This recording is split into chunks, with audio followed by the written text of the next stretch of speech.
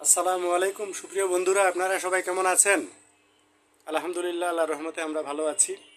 আমরা আমাদের প্রিয় মানবাধিকার সংগঠন হিউম্যান রাইটস সিভিল সোসাইটির কেন্দ্রীয় কার্যালয় ঢাকা, আমাদের আপনাদের সবার প্রিয় একজন মানবাধিকার নেতা, সাংবাদিক, সাদা মনের মানুষ আমার সাথে রয়েছেন আমাদের লিটন ভাই, যিনি 24 ঘন্টাই চেষ্টা করেন মানুষের কল্যাণে কাজ করতে।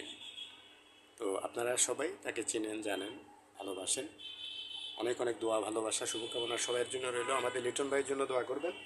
তিনি আজকে প্রমোশন হয়েছে ওনার, এবং তিনি কেন্দ্রীয় পরিচালক হিসাবে হিউম্যান রাইটস সিভিল সোসাইটির তিনি মনোনীত হয়েছেন, নির্বাচিত হয়েছেন।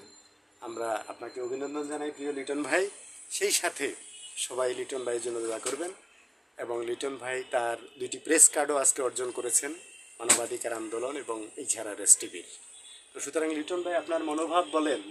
আলহামদুলিল্লাহ, সকলের প্রতি আমার সালাম। আর আমরা যেন সকলেই কাঁধে কাঁধ মিলিয়ে আদর্শ নিয়ে চলতে পারি, এই কামনাই করছি।